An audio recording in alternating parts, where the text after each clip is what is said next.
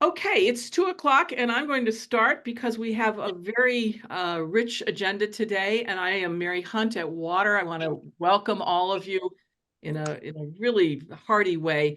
And I want to introduce also my colleagues Diane and Lisa, who will wave their hands. Lisa has the office in the office, as it were. She has the office in the main room where we have our books and nice oriental rug to make you feel at home, and books for the borrowing. So it's quite wonderful. Diane New is in her office, and we are so happy to have you with us and look forward to this presentation. This is our spring 2024 tea. We bring the rigor of the water talks, which are the monthly format that we normally follow, into a conversation mode this time. The tea is a time to, and I hope you have your cups ready. Your mother would want you to have a nice cup of tea as we explore medical assistance in dying. This is a challenging topic, but one that we're delighted about. My friend, writer and activist Rosemary Ganley from Peterborough, Ontario, suggested the theme, knowing the Canadian discussion had been robust on this. And we in the US are just getting started with 12 to 13 states already permitting people to have help as they complete their lives in certain circumstances, with other, maybe another dozen states getting ready to do that. It's a complicated and sensitive topic, but it lends itself, I think, best to this tea format. So we will have small group time after our first speaker makes her presentation, and then we'll come back and our second speaker will pick up the Q&A. Our usual hour time together will be stretched, and you know how seriously I take our time. We will stretch another 15 minutes. We will end at 3:15 Eastern Daylight Time so as to include the small group time and still have time for conversation. As always, you're welcome to stay on to chat afterwards. The Zoom will be open for informal conversation after we have the official closing. So please do not feel as if we're trying to stint on the time. We simply want to accommodate everyone's schedule and be respectful. I want to add a special welcome not only to our guests, but to anyone else who's new today to water events. Please see our website, www.waterwomensalliance.org, for details on our programs. And please feel free and welcome to be here and to enjoy the remarkable resources that among us we share. So pour yourself that spot of tea. I don't know if it's hot or iced where you are that you need, but let's get right to it. We begin with a land acknowledgement. We are on the indigenous land in Silver Spring, Maryland, that is the traditional and contemporary land of Piscataway and Anacostan peoples, the original stewards of this territory. We acknowledge the trauma that is deeply embedded in the foundation of this country and the harm done to indigenous communities, communities of color, as well as to immigrants. We at Water do our programs with the aim of supporting and igniting social change, including justice for the people of these lands. Please take a moment to reflect on the indigenous people on whose land you sit and think about how we can support and make reparations for the harm done. If you'd like, feel free to add the names of those groups to the chat just to bring them to mind.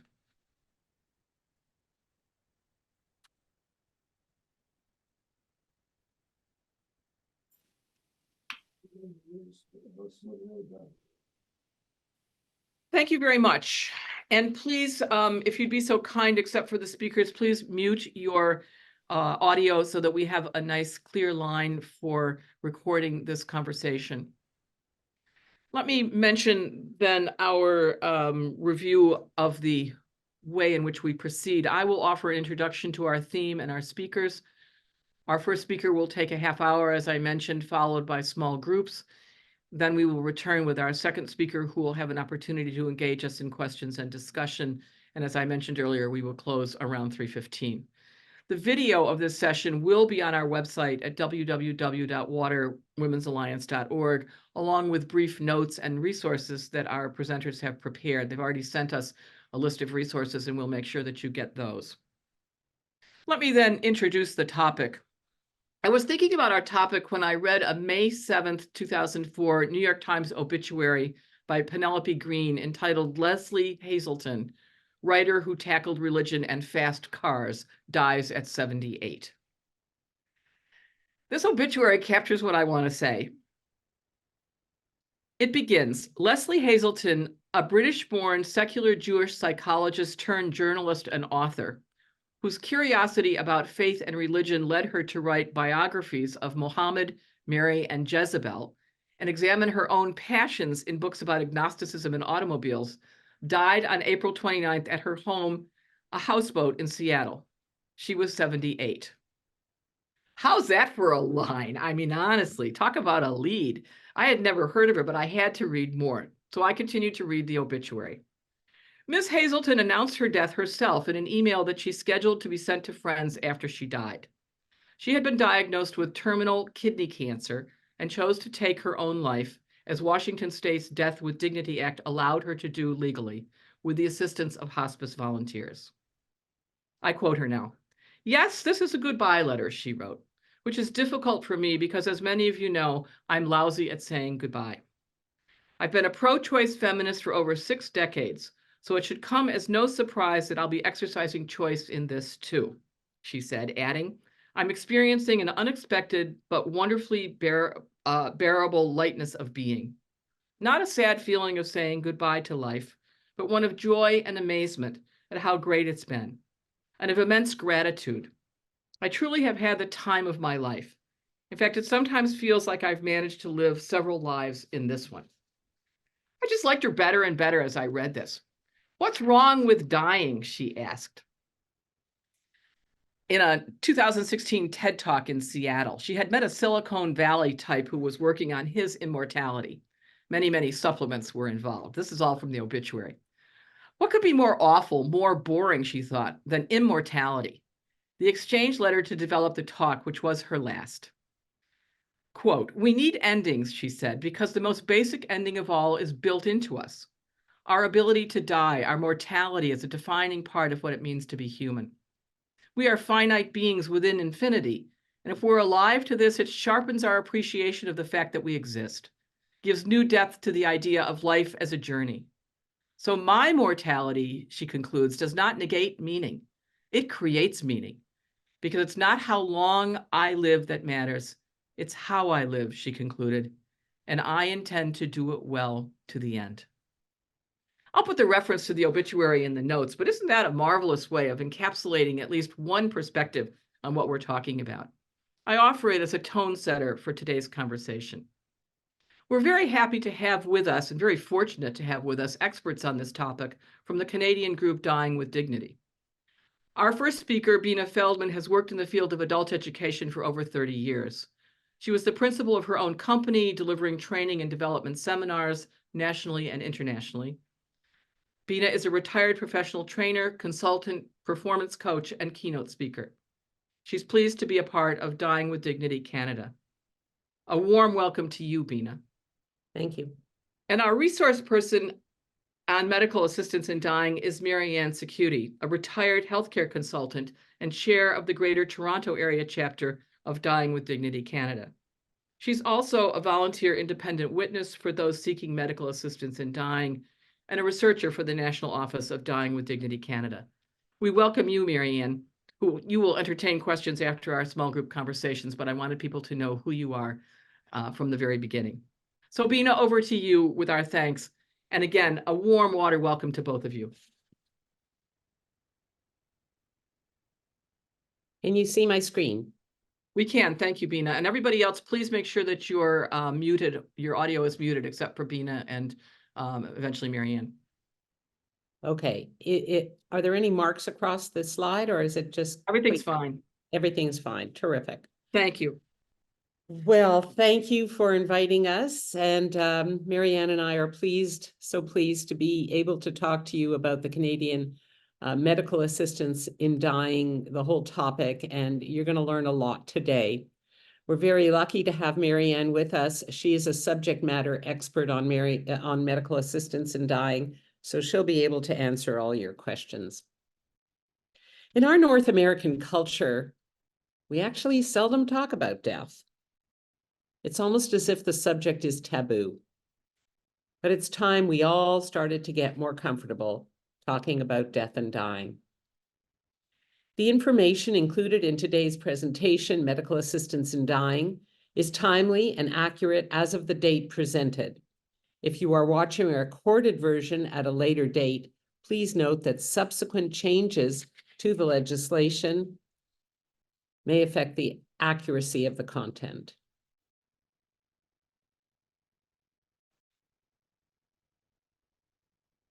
My mother died at the age of 101, and she played bridge on her second to last day. She often said to me, Bina, you have to be lucky in life and lucky in death. And surely she was one of the lucky ones. But we all know not everyone is that lucky. When she talked to me about death, she told me she wasn't afraid to die, that it was a natural part of life. And when my time comes, I shouldn't be afraid either. What a wonderful gift she gave me that day, and one that I've passed on to my own children. So let's start talking more about death and dying. This is a complex topic, MAID, and our objective is to make it simple and easier to understand. I'm confident that you'll leave here at the end of a half hour with a lot more information, and we'll look forward to your questions. But the objective of our presentation today is simple. If you have knowledge of the options available to you, you can make informed choices in your planning and decision-making, and ultimately have more control of your end-of-life situation. So if you remember one thing and one thing only, please remember that knowledge of your choices will give you better control.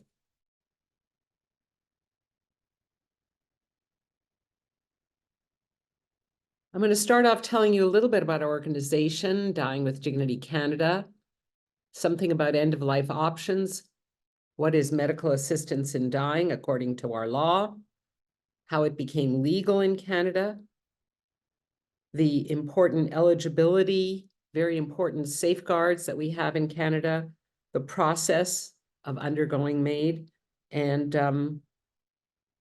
then we'll look at upcoming changes to our legislation because that's a very hot topic here in Canada.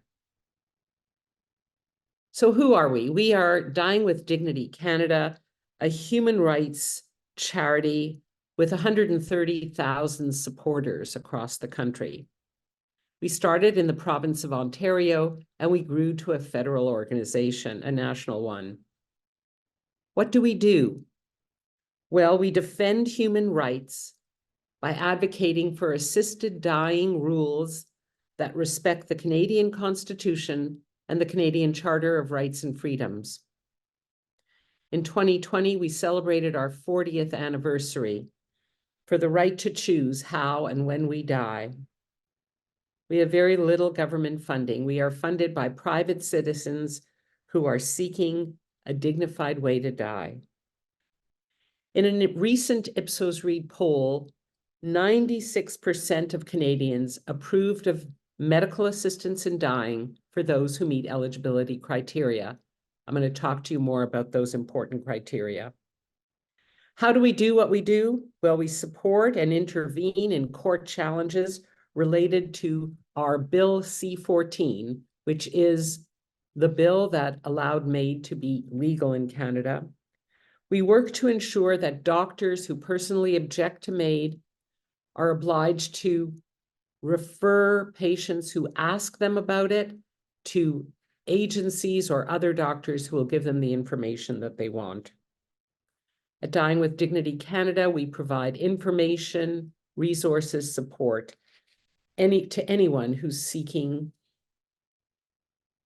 to look into MAID. Our focus is fourfold. As I mentioned, the important eligibility process according to law, which I'll go into in detail, access to MAID, how you get it. We offer support and educational programs such as the one we're offering here today.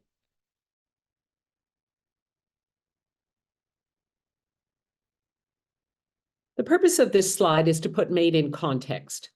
If we start at the far left, you see conventional medical care, which we've all received from the time we were children into adults. At the end of life, there are more options.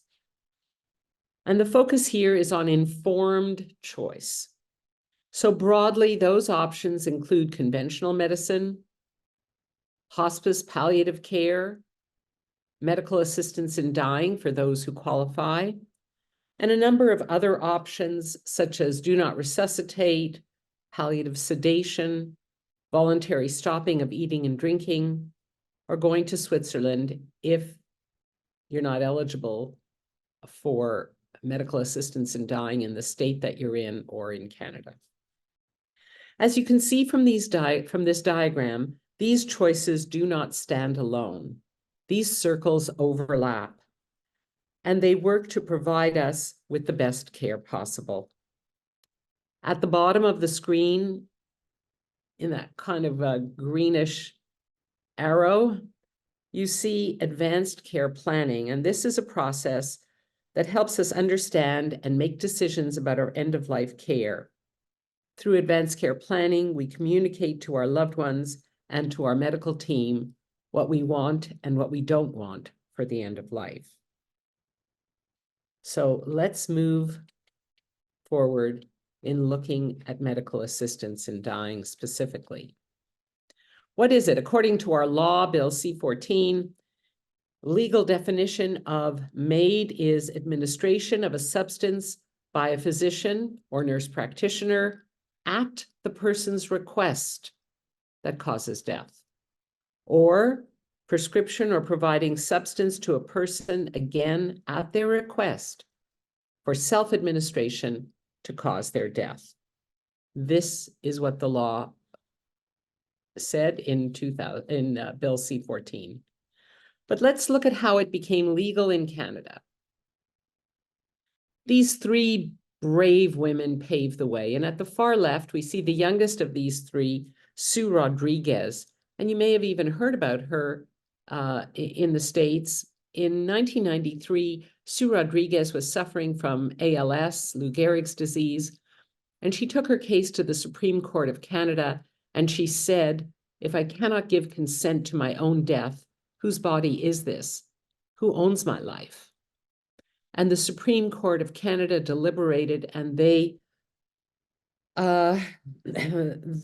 came back with a 5-4 decision. In other words, it remained a crime to assist somebody in their death. That was 1993. Sue Rodriguez was 39 years old. No, she was 42, 42. In 1994, Sue Rodriguez did take her own life with the help of an anonymous physician by ingesting a combination of morphine and secobarbital. Fast forward 20 years, and we meet these other two women, and let me tell you about these brave women. On the far right is Gloria Taylor, who also suffered from ALS, like Sue Rodriguez, and in the center was Kay Carter, who suffered from degenerative spinal stenosis. These women fought vigorously, they fought bravely on behalf of all Canadians for the right to die with dignity. And sadly, they didn't live to see the fruits of their labor. Kay Carter accessed an assisted death in Switzerland in 2010, which remains the only country in the world that allows non-residents to seek medical assistance in dying. In Canada, you have to be a Canadian citizen. Gloria Taylor died of a severe infection in 2012. So specifically in February of 2015, the Supreme Court of Canada's decision in the Carter case came down, it was released, and the Supreme Court of Canada determined unanimously that the prohibition on assisted dying infringes on individuals' rights to life, liberty, and the security of the person. So in 2015, it was a unanimous decision. Back in 1993, it was a 5-4 decision. The resulting MAID legislation became Bill C-14 and was put into law in June of 2016. That's when MAID became legal in Canada, 2016.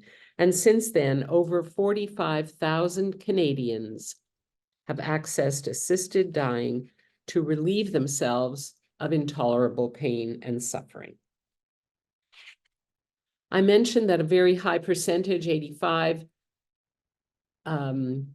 approved of medical assistance in dying for those who are eligible. So let's look at these important eligibility criteria.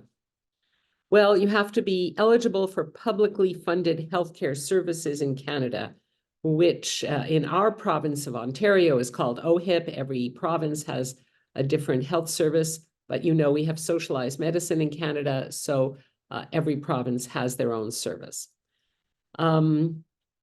So you have to be a resident of Canada, maybe not a citizen, but you have to be a resident and you have to be eligible for publicly funded healthcare. You have to be 18 years of age and mentally competent to make and have the capacity to make your own healthcare decisions. You have to have a grievous and irremediable medical condition. That's a bit of a mouthful, so I'm going to describe it in more detail on the next slide. You have to be making this application voluntarily. This request must be voluntary. You must not be seen to be being coerced by anybody in your family to be making this application for MAID. And finally, the person must be aware of all medical options available to them so that they are informed in their decision-making and they can ultimately give final consent for MAID. So let's look at grievous and irremediable because that's an important criteria. You must have a serious disease or disability, an incurable illness that is an advanced state of decline that cannot be reversed. An advanced state of decline that cannot be reversed. You must be experiencing unbearable physical or mental suffering from an illness, disease, or disability, and be in a state of decline that cannot be relieved under any conditions that you would find acceptable to you. And the fourth criteria here, the fourth bullet, is that your natural death has to be reasonably foreseeable. Well, I put that bullet in red because it requires more discussion. So let's just talk about that for a minute. Meet these two people who are from Quebec, Jean Touchant, who suffered from cerebral palsy, and Nicole Gladue, who suffered from post-polio syndrome. In 2019, these two Quebecers went to court to challenge that fourth criteria that I put in red. Why? Well, they were 18 years of age and older. They were eligible for publicly funded healthcare in Quebec. They had intolerable pain and suffering, but their natural death was not reasonably foreseeable. They were cognitively intact. They checked off all the criteria, but their natural death was not reasonably foreseeable. Both of these people suffered from chronic illness. And they took their case to the Quebec Supreme Court, the provincial one, and they challenged that fourth criteria. And the Quebec Supreme Court ruled in their favor that the need for a reasonably foreseeable death in order to access MAID was in fact unconstitutional.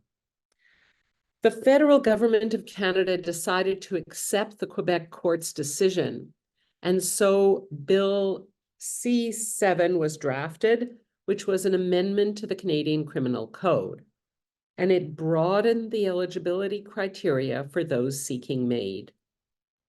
So in March 2021, not that long ago, Bill C-7 received royal assent and became law in Canada. And now Bill C-7 allowed persons whose death was not reasonably foreseeable, but who checked off all the other criteria. So typically people like these two who had chronic illness, it allowed them to seek approval for MAID. So this was a very important point in our whole MAID discussion because now we have two tracks. Track one for people whose natural death was reasonably foreseeable. Track two for people whose natural death was not reasonably foreseeable. So it broadened the eligibility criteria for those who were seeking MAID.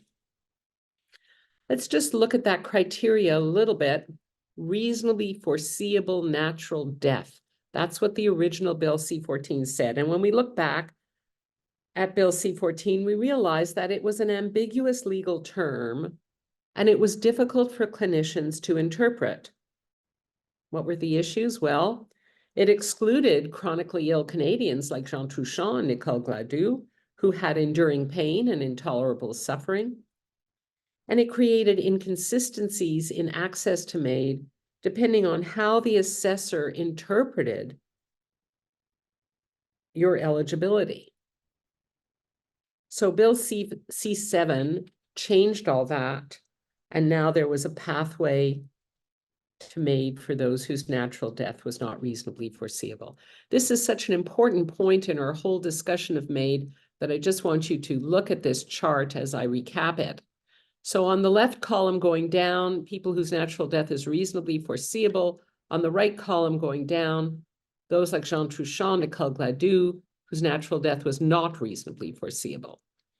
So at the very onset, MAID has a written request that must be filled out. If your natural death is reasonably foreseeable, the person must be told that their condition is irremediable, and they must be informed of every means to relieve their pain and suffering, including palliative care.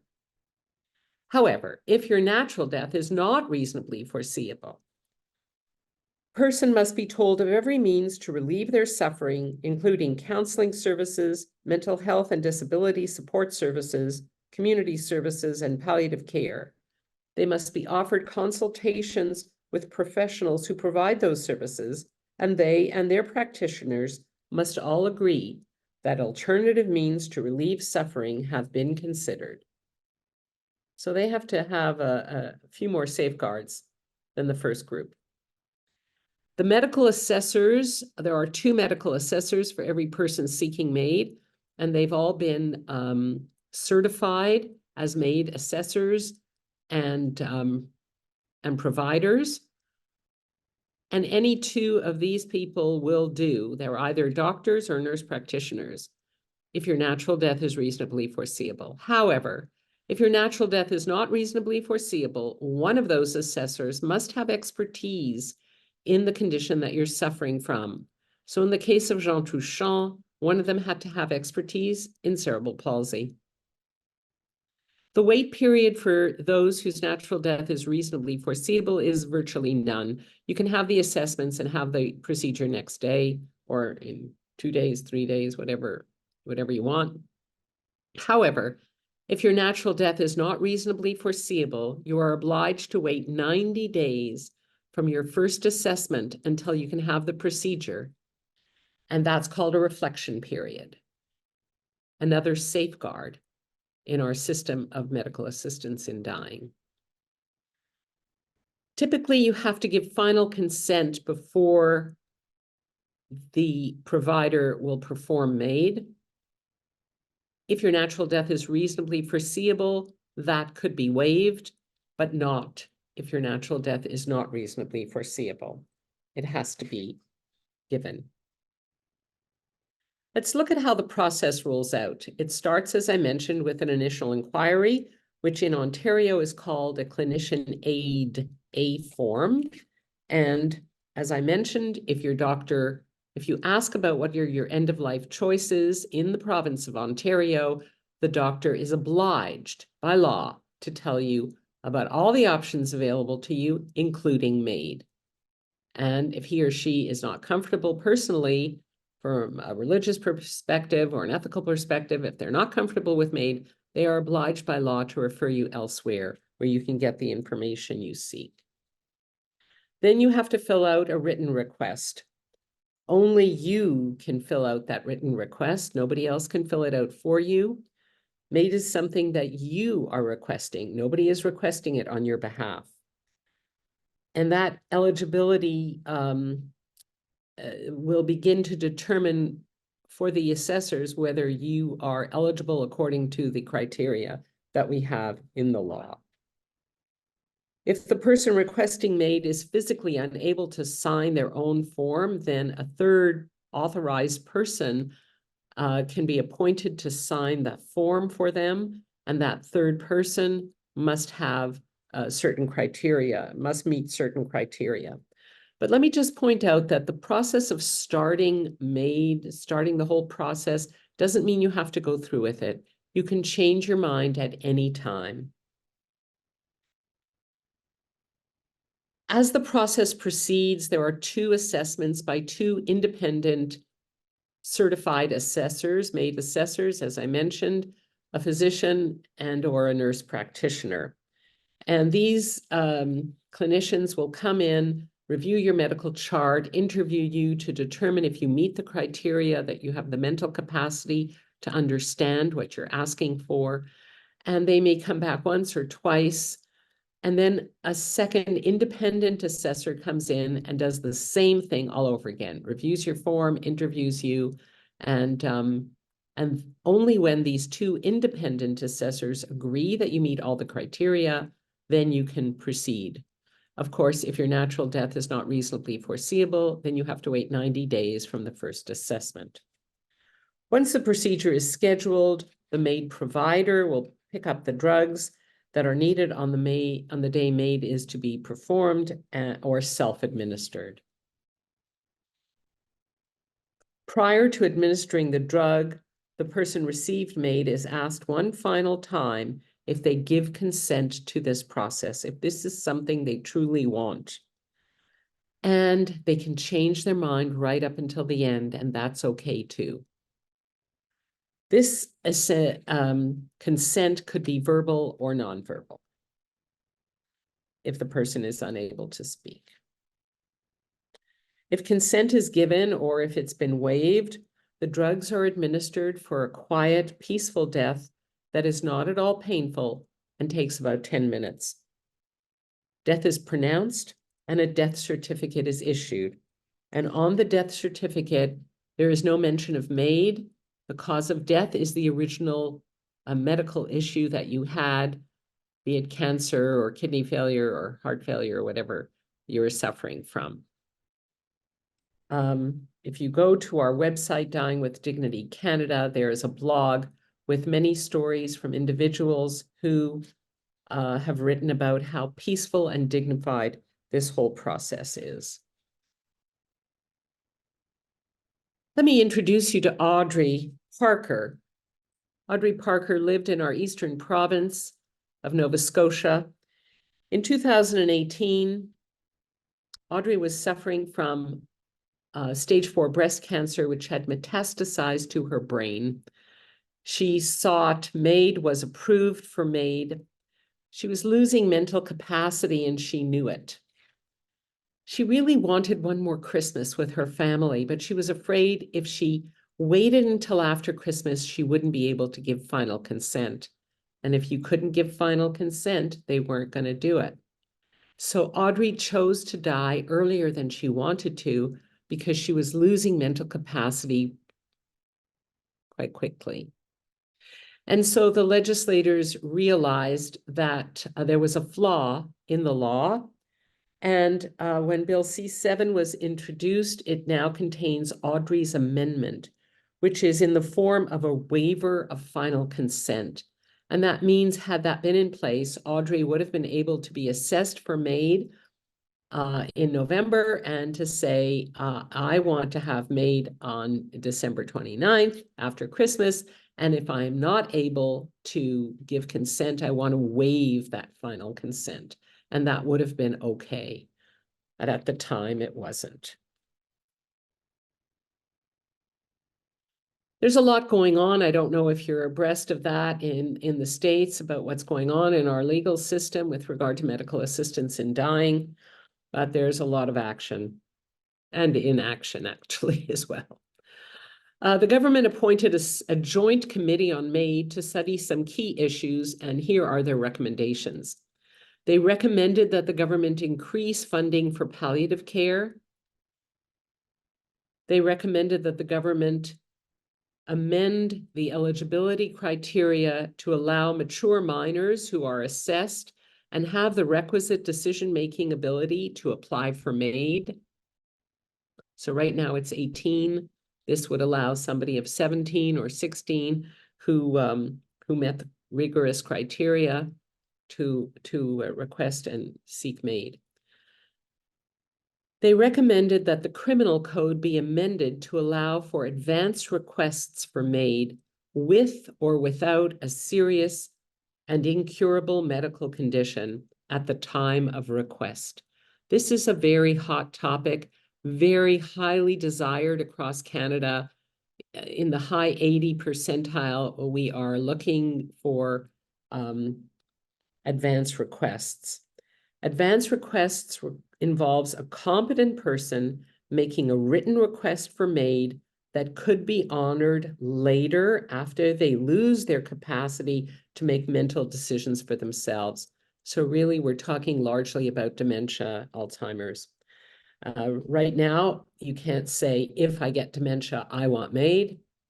The law doesn't allow for it, but we're looking to try to reverse that. No luck so far. There was an expert panel on MAID for persons with mental illness as the sole underlying condition. That's been a very hot topic in Canada. The panel recommended that we move forward, but the government was non-committal and the bill was tabled and pushed out for another 3 years. I'd just like to read you a short statement from Dying with Dignity Canada on this issue, which is a very hot topic. For people across the country who live with treatment-resistant medical disorders who have patiently waited for a change in Canada's MAID law, we are disheartened. We share their frustration of the continued exclusion, stigmatization, and discrimination based on diagnosis, which is a clear breach of the Charter of Rights and Freedoms. That is the official position of Dying with Dignity Canada.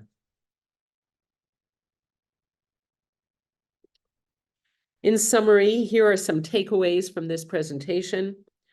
We want to leave you with an understanding that MAID is legal and a legal end-of-life option for eligible people in Canada. It's fully funded by our socialized medicine system in Ontario called OHIP. It's a compassionate end-of-life option, and it's safe. It's not a simple process, but it is a rigorous one.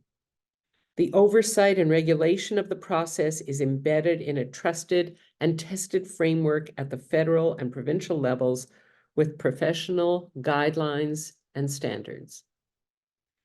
I want you to know that since MAID became legal in Canada, there has never been any clinician charged with abuse of the system.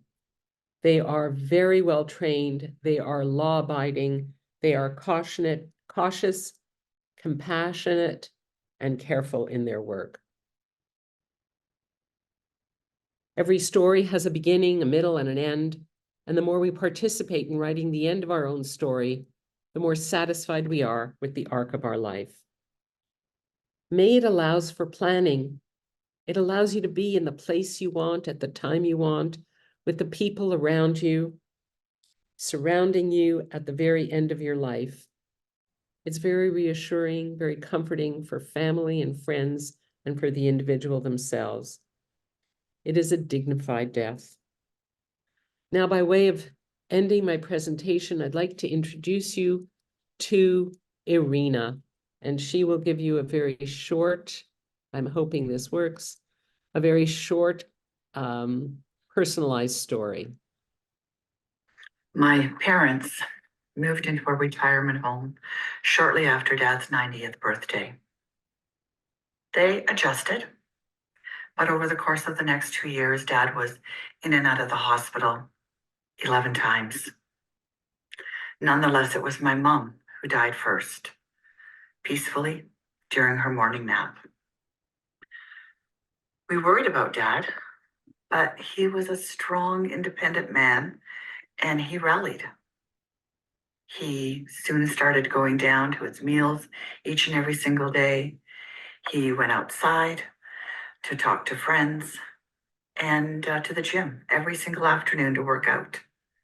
We thought he was going to be fine. And then COVID struck. Suddenly he was relegated to his room. We couldn't come to visit. He was isolated. But he got through the winter, and summer was promising. We could take him outside, go for picnics in the park, to my sister's for a barbecue. And then fall came along and the second wave of COVID struck. And again, he was relegated to his room. And this time it was worse because his health was failing. His hemoglobin dropped really low and he was admitted to hospital for 5 days. It was an awful experience for him being abandoned there. And when he came out, he begged us never, never to send him to the hospital again. Nonetheless, his health continued to deteriorate. His body was swelling, his kidneys and his heart were failing.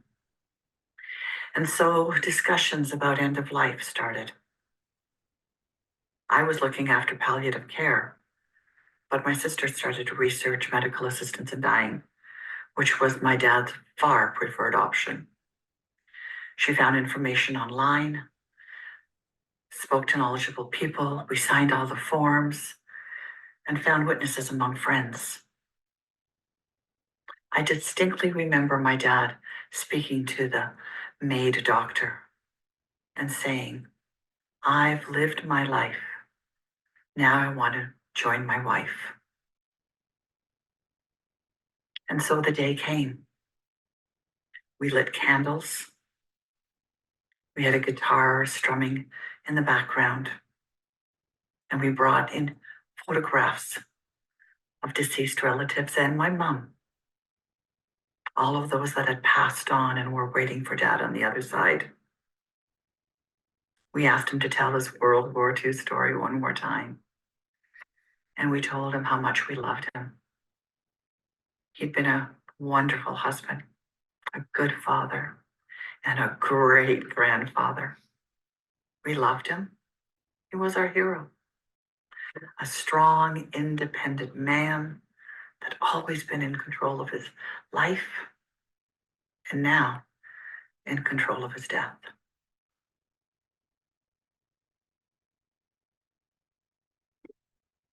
At Dying with Dignity Canada, we believe that everyone has the right to a good death. Thank you.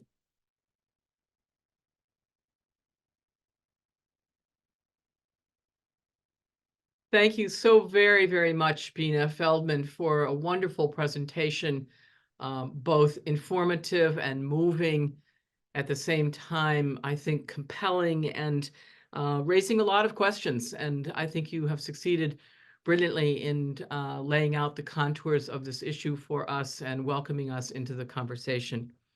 I would also say that they're probably the sound of feet that you hear in the background are all the Americans making a stampede to Canada.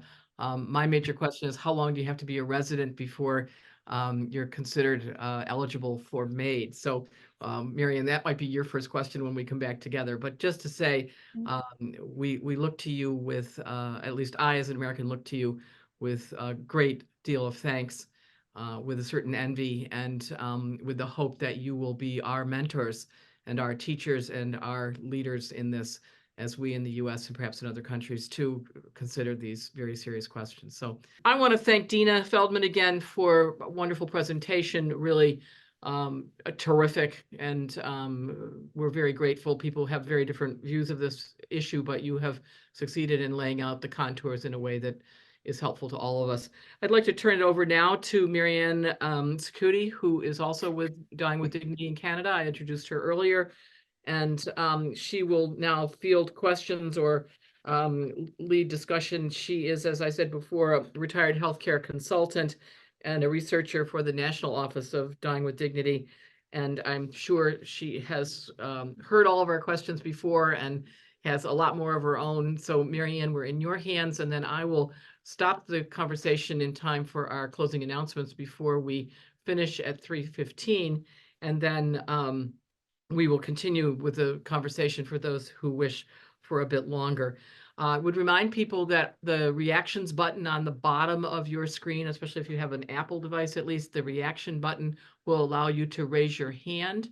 And when you raise your hand, as I just did, it will take you up to the top of the queue so that we can see who's next. And in case there's any question, I will simply call the names out as well. And when you finish, lower your hand. if everybody would keep their keep their audio off until we finish this session, but if you're going to speak, please turn your audio on so that we don't have to say, oh, please put your audio back on. So if you're in the queue to speak, you can turn your audio on and make sure the dog doesn't bark. The floor is open, Mary Anne. Again, to Bina, thank you, Mary Anne, thank you, and we'll let you handle the Q&A at this point. The floor is open, and please raise your hand. And if you don't want to raise your hand, just wave your hand. In the absence of that, you can just shout. So go ahead. Who's next? Or who's first? Okay, Sheila Curran will be first from Dublin, Ireland. Go ahead, Sheila. Hello, thank you for the wonderful presentation, and it's extremely informative. As Mary says, I'm in Dublin in Ireland. We do not have assisted dying of any description in this country. It is a highly debated topic, but as I was saying in the group, I suppose one of the issues that made it even more a hotter topic than it would be was COVID and the amount of elderly people who died during COVID through lack of proper care and proper management of disease control. We had a huge amount of elderly people who died in care homes in the first and second wave of COVID, one of the highest in Europe. And that really, in the debate of assisted dying, people were saying, because there were 2 court cases here taken for assisted dying, and trying to introduce assisted dying here. And one of the things was that it is a way of getting rid of problematic people in society. And that was one thing that I'd like to, and the other thing that I was really interested in, you were talking about MAID for people with mental illness, and how that debate around either capacity, disability, and that idea that, elderly people, rather than providing for care, palliative or otherwise general care, that people once to get to a certain age and are, a burden on the state. And then the other second thing that I just mentioned was the finance, who pays? And if it's not an equal playing field for people to have access to it, or can it be manipulated in terms of, who can pay and all of that? So thank you very much. So as far as your first question about MAID being used to get rid of people who are thought of as less in society, that is absolutely not an issue here in Canada, because only you can request MAID. No one can do it for you. You're the one who has to sign the request form. And throughout the process of the assessment, the nurse practitioners or the physicians have to ensure that you are not being coerced into this request. So that's all very, very well documented. The request for medical assistance in dying in Canada has to be witnessed by an independent witness, someone who has no relationship to the person requesting. Again, this is a safeguard to ensure that someone is not being coerced. So I hope that answers your first question. I know this is an argument of many religious groups, that MAID will be done to them. That is an absolute fallacy. No one can perform MAID on a person without their consent. The other safeguard is that you have to have capacity to receive MAID. And capacity assessment is also a large part of the approval process for MAID.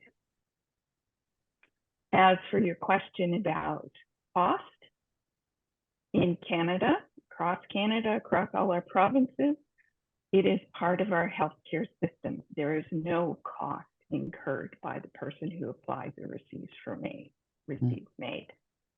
The assessors are all paid through their provincial healthcare system. And so you cannot buy your way into MAID. So does that answer your question? Yeah, thank you very much. Yeah, no, it's very helpful. Thank you. Thank you, Sheila, and thank you, Mary Anne. Let's continue with whoever is next. Yes, Cynthia Tootle. Oh, you're clapping. You're not. Do you want to? No, I'm going to talk. Oh, okay. I hit the wrong button, but whatever. We had a couple questions. One, we were sort of debating how long did it take the process to get in place. It looked like from like 20 plus years of legal discussion, shall we say, court cases, laws. Absolutely, you're correct.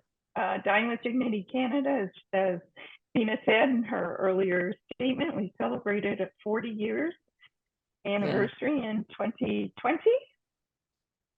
So it's been a long process, and it continues. Our advocacy efforts continue today. We were scheduled to have MAID for mental disorders as a sole underlying condition be enacted this past March. Our government delayed it for another 3 years, so it will not be, it's scheduled to be implemented now in March of 2027. So it's a long haul. All right. And they've been very cautious in putting the legislation forward. What was the strategy? What were the main thrusts of the opposition, and what was the strategy to work with against whatever that was? Mostly it was challenges to the Canadian Charter of Rights and Freedom. That was the basis of most of the arguments within the Canadian government to implement medical assistance in dying. Okay, so your constitution had verbiage that gave you personal rights over your body? Yes. Which we don't have. Okay. There's a starting place for us. And this is a group that will start, trust me. Thank you, Cynthia Tootle and Mary Anne, thanks for clarifying. And I would simply add the caveat, especially if you're a woman in this country, you don't have rights over your body. So let's go to whoever will be next. Good questions.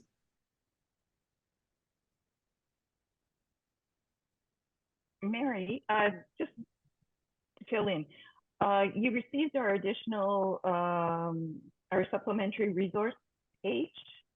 Yes. From Diana that you can circulate to those who participate today. There's some very good resources that we've listed there, and as well, the Anglican Church of Canada has put out a very interesting piece called Faith Seeking Understanding, Medical Assistance in Dying. It's a series of essays on it. We have the 4th annual report on medical assistance in dying. That statistics mostly from 2022. Hopefully the report for 2023 should be coming out shortly. Dying with Dignity Canada also has Understanding MAID and the 2S LGBTQIA+ experience. And we've also got on our website the most recent Ipsos poll for medical assistance in dying. So there's a lot of resources, and if you're interested, I can put those 4 in the chat for you if there's interest in that, the link to it. Yeah, if you don't want to take the time to do that now, actually, Mary Anne, because I see another hand up. Okay. If you send them to me, everybody who has signed up, not just those who attend, but everybody who has signed up will get the notes, the link to this presentation, as well as your list of resources. So if it's on there, they'll get them in the next couple of days. Great. So if you don't want to do that, but let's go ahead. Thank you very much. Let's go ahead with Teresa. When Cynthia asked her question, I was hearing, first of all, that she was wondering how long it would take from the time a person requested MAID until everything was put in place. And in Ontario, where I live, it certainly happens in a very timely manner. But the question I had to Death or Dignity, the thing that took me by surprise, and I live here in Canada, of course, where we have MAID. The thing that took me by surprise is that when a person requests MAID and they have a foreseeable death, that the amount of time from when they get approval or when things are set up until death, it says there's no waiting period whatsoever. And that surprised me. I thought there was some waiting period, which included a confirmation to confirm that that was in fact what the person wanted, but there's none. That changed with Bill C-14. With Bill C-7, there was a 10-day wait period from the time you received approval. So with Bill C-14, when we had that change, it went, if your death was reasonably foreseeable, once you received approval, there was no wait time. You could schedule it for later that afternoon with the provider. You could schedule the next day. You could schedule a week from now. You could schedule it 6 months from now. So that's how the legislation has changed. With the track 2s, for those whose deaths are not reasonably foreseeable, as Bina said, there is a 90-day wait period from the first assessment, not from approval, but from the first assessment. But keep in mind that 2 independent healthcare providers have to agree that you qualify for medical assistance in dying before the procedure can take place. But once you receive that approval, you decide with your provider what the time frame is when you will receive the procedure. Thank you. I didn't realize that 10-day piece had been removed. Yes. Thanks. Good question. Rosemary Ganley, and then Suzanne will go to you next. I just wanted to raise 2 points. One, the Canadian social context is somewhat to the left of the American one. Rosemary. Oh, Rosemary. Don't tell me. Don't burst my bubble. But it has to, what I mean is it's important. It's difficult for us because we're contemplating our own end and then we're trying to think of the social good. So this is a difficult conversation, and I applaud everybody. But if the government of Canada has put that mental illness question on the back burner for 3 years because the political members were saying that has not convinced Canadians. So that's politics, and it's wise. And I'm not sure, I don't have any opinion on that. But I just wanted to also say how we can influence public opinion just by what we say, how we intervene, what we learn, how we go to meetings and so on.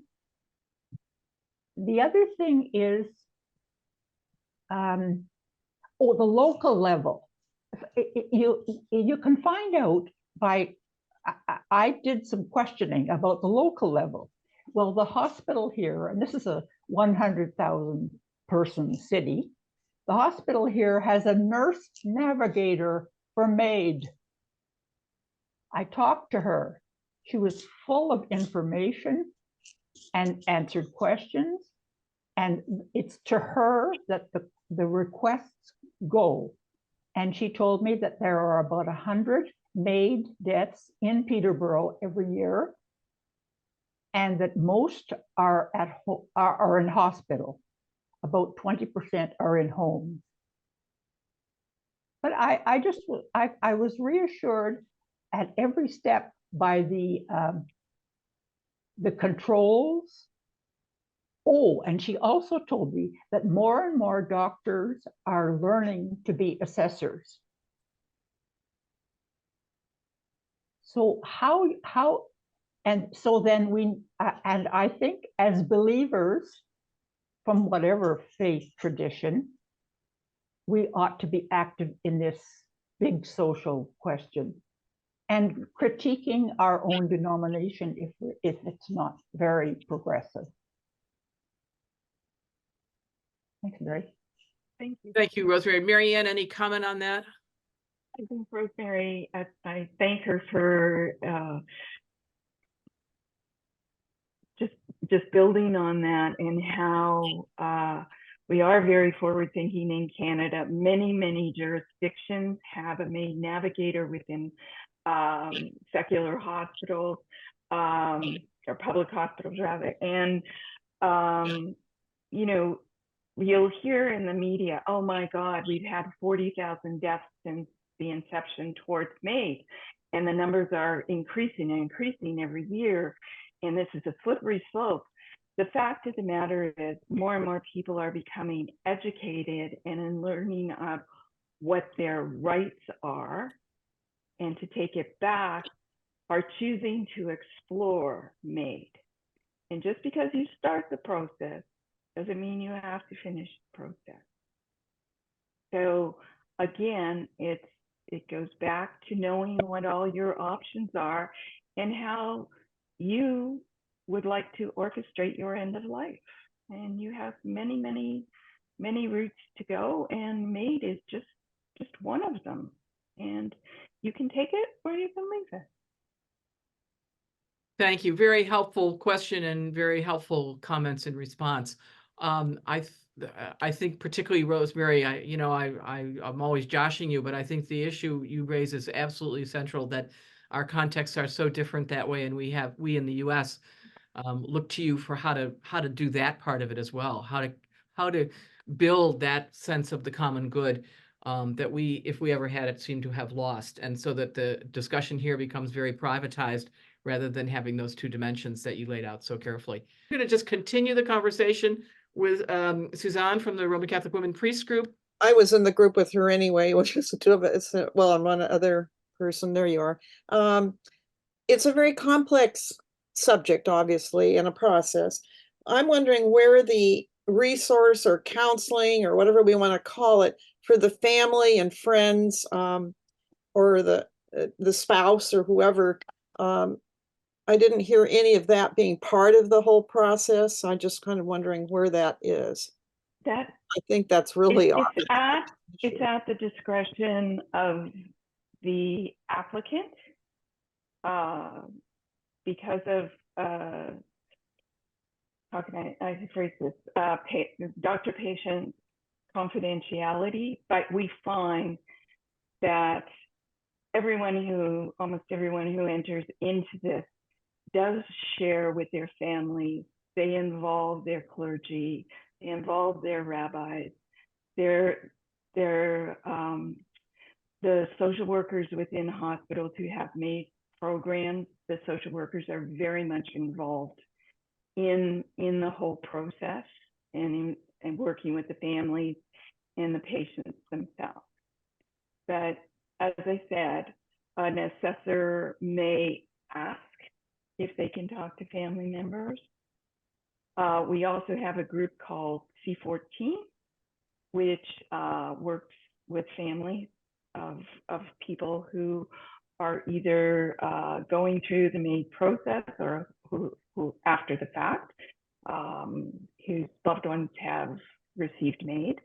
So we see the grief counseling and the pre-MAID support growing more and more every day. Yeah, I think that would be important. I mean, it's certainly a huge part of like hospice. At least it's offered to the whole, the whole family, the whole the person. So I was wondering where that was. Yeah.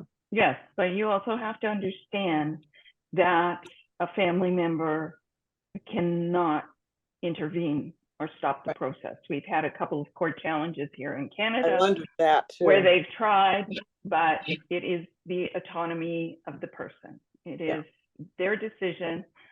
Once they receive approval, the process is based on whether they want to continue with the process or not. Yeah. And as Bina said, right up to the very last minute. If a waiver of final consent has not been signed, they are asked explicitly if they want to continue with this process. And if they say no, or they're unsure, or I think so, it stops. Thank you. Picking up on that question, are the religious professionals and folks in psychology and counseling who are part of these conversations, are they trained in some particular way with state or federal training funding so that they actually have the training apart from their own religious tradition? Not to my knowledge, right? Currently, there's an organization called the Canadian Association of MAID Assessors and Providers, who have developed an 8-part educational series. But again, those are for physicians and nurse practitioners who do involve themselves in counseling. But for the most part, from my knowledge of this, any clergy, rabbi, psychologist, there's nothing there that specifically focuses on how to deal with counseling, religious counseling, or support around medical assistance in dying. So you see more and more clergy talking about it. You know, I alluded to the Anglican Church here in Canada has a position paper. The Catholic Church has a very strong opposition paper in their feelings. Not the women. Not the women. Thank you. Thank you. The Reform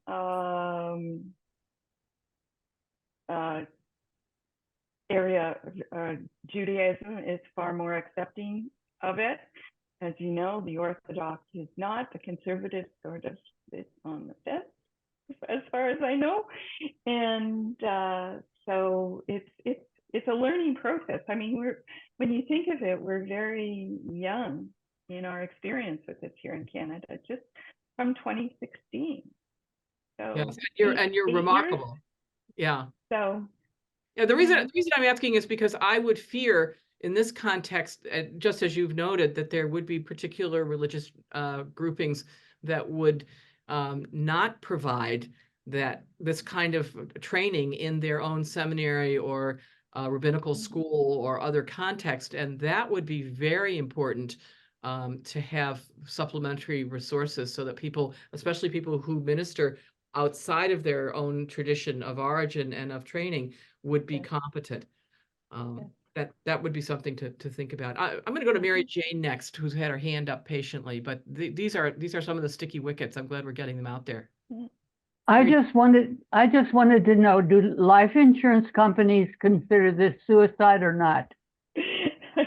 In Canada, they do not. I get this question every year. And as we said in the presentation on the death certificate, the underlying health condition is listed as the reason for the death. And all the insurance companies here in Canada have agreed and put out a position paper that medical assistance in dying would not be classified as suicide. So life insurance policies are honored on MAID death. Terrific question. Yeah. Cynthia Tootle, you're responding, or? Well, I'm sort of going back to the question of, I think Rosemary said that 80% of the assisted deaths were in hospitals. Mm-hmm. So they're in that environment. So I presume that in hospice care, there is at least some cooperation in the process. Yeah. I think she was alluding to the deaths in the Peterborough area. Oh, okay. Quite often, I'm going to be a little flippant here. People orchestrate their own going away parties. Okay. Yeah, right. and the providers are very compassionate and very flexible. I mean, I've heard of people receiving MAID in parks, at their cottages, in their favorite chair with a beer bash after a football game. It's, you know, Whatever. it's a couple, they both qualified and decided that they wanted their procedures together, and they had a wonderful family dinner, brought everybody together, and they really did have the death they wished for. So Thank you. we're quite flexible as Canadians as well. Well, it makes a great deal of sense. And I mentioned this before to some people, but we had 2 years ago, we had 2 people get in touch with us here at Water who were preparing to complete their own lives. And one asked us to provide resources, which Diane New did brilliantly, of course, for a ritual that the woman would have with her loved ones prior to her death. And she was having some assistance in completing her life. And so we were able to provide those resources to help her to have that experience that she wanted. And then, of course, we were heartened to hear that the family had been so present and so caring, and that her death had been so peaceful. And she was after a very difficult period. And another woman who, a couple of weeks later, who got in touch and had been a very strong provider, has been a very strong provider of resources to Water and other such groups. And she was in the process of doing something similar. Again, had come to a full and rich life and had no people that she had to worry about, no survivors, no pets, no this and that. And she also prevailed upon us to be at least aware of that situation. And then, of course, later we got her letter saying, once you get this, you'll know that I have gone to Dignitas in Switzerland, and I do. And she wanted to use her resources, which were considerable, for probably over 100 groups that she was supporting, and again, without children or spouses, and in a very difficult situation, losing mental capacity, having lost sight and hearing and so forth. I think she would have qualified in Canada as well. So, but just to say that we at Water have been involved very practically in these things, and take them as seriously and as with as much hope for safeguards as you do. And so hearing you talk about it helps us to, at least helps me to feel confirmed in how we have handled those cases that have come our way. One of the books on the resource sheet that Mary will be circulating is called This is Assisted Dying by Dr. Stephanie Green. And she tells some wonderful stories of provision she's done in mostly in the first 2 years, I believe, that she was a provider. And it really is, it's heartwarming that people are able to have these experiences. And I'm so proud to be a Canadian, and that we have this opportunity here, if we so choose. And that's what it boils down to. Choice.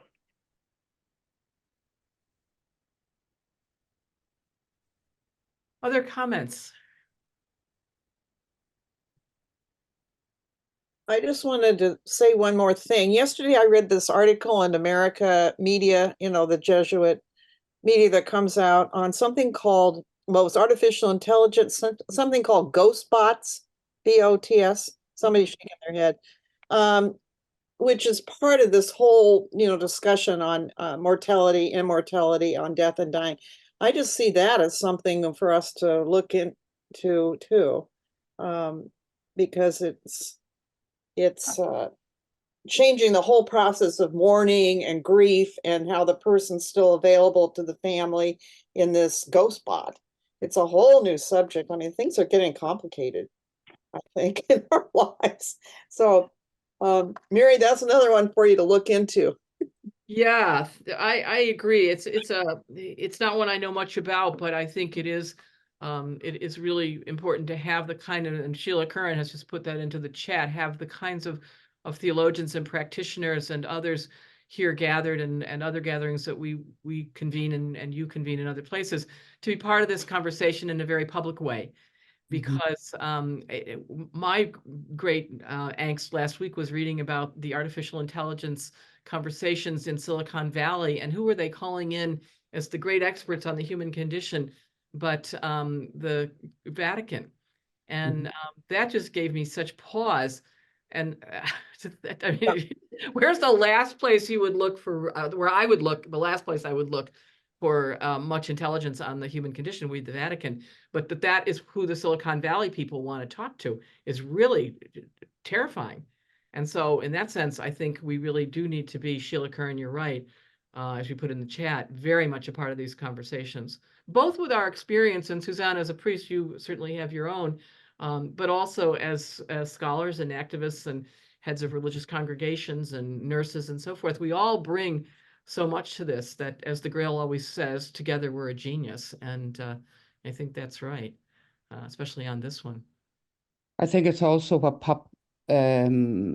populist politics is at the moment, you know, and the use of religion in populist politics rather than serious thought around key debates that are about dignity of all of life, you know, and all of life and all its fullness and all its depth, you know, like how you regard all of those questions that have become either commodities in one part of the consumeristic world to the other part of populist politics, on whether you call them the far right to the far left or whatever terminology takes your fancy. But in that mix, the religious, or the want of the better word, of thinking and ethics and the common good and choice gets lost.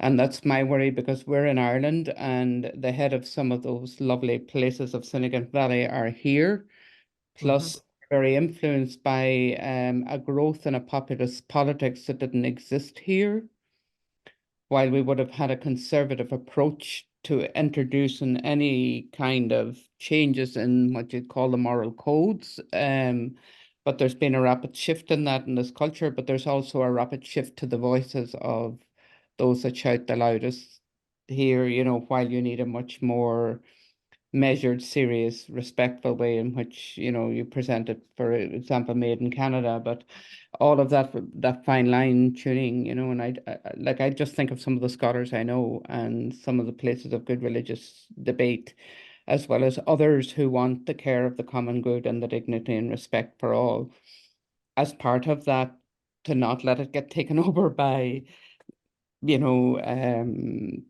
whatever you call it, the mob rule or whatever. And I think that space is shrinking if we don't keep it open.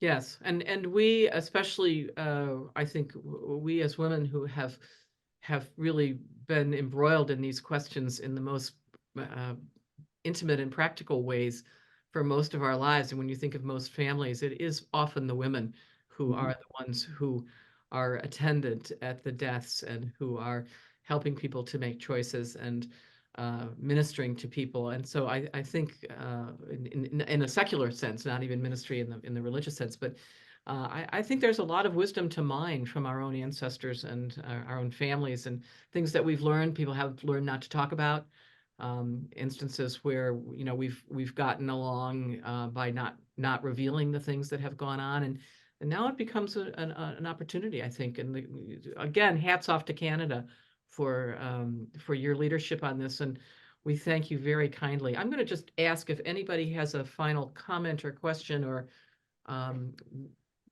Mary Anne, I presume that we can get in touch with you and your group as questions arise. I'll certainly put the website in the notes. We'll put the resources. We'll put the link to this, and anything else that you think would be relevant for us, please send on to us. And I will do. And I just want to thank this group. It's been a real honor to speak to such intelligent, forward-thinking women. It's wonderful that you have each other in this group to sound off of. Thank you so much, and thank you for being a part of it. And please feel free and tell Bina the same to come back to any of our programs. You're welcome. They span the cosmos in terms of issues that we discuss and so forth. But you are more than welcome, and there's never a charge or a barrier or a limitation. Everyone is welcome. So thank you so much to everyone, and please have a wonderful rest of your day.